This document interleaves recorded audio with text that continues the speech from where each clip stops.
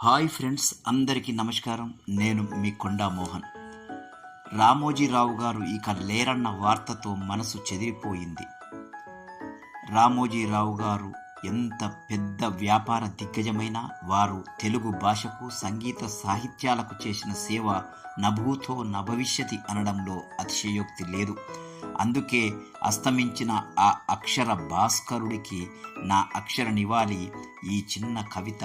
అస్తమించిన అక్షర భాస్కరుడు. పడిలేచిన కెరటంలా, ఉత్తుంగ తరంగంలా, తెలుగు కీర్తి దశ దిశలా వెదజల్లిన ఉషా కిరణం. వ్యాపారం సాహిత్యం సవ్యసాచిలా గైకొని హిమాలయాలెత్తుకు మన కీర్తి చాటిన తెలుగు తేజం.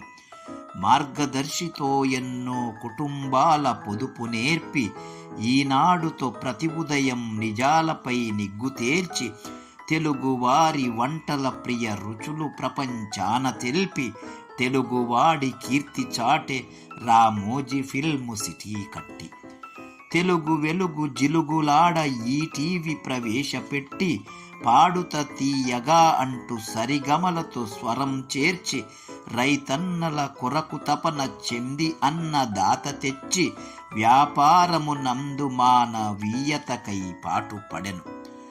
మహావృక్షమైన అతని ఆసరగా చేసుకొని జీవించిన వారందరి పాలిట నువ్వు దేవుడివే. అవార్డులెన్నో గైకొని పద్మవిభూషణుడివైనా కనిపిస్తవు ముగులుపైన మాకెప్పుడు ధృవతారగా. అవార్డులెన్నో గైకొని పద్మవిభూషణుడివైన మాకెప్పుడు కనిపిస్తవు ముగులుపైన ధృవతారగా. అస్తమించిన ఆ అక్షర భాస్కరుడు, వ్యాపార దిగ్గజం రామోజీరావు గారి ఆత్మశాంతికై భగవంతుని ప్రార్థిద్దాం. జై హింద్.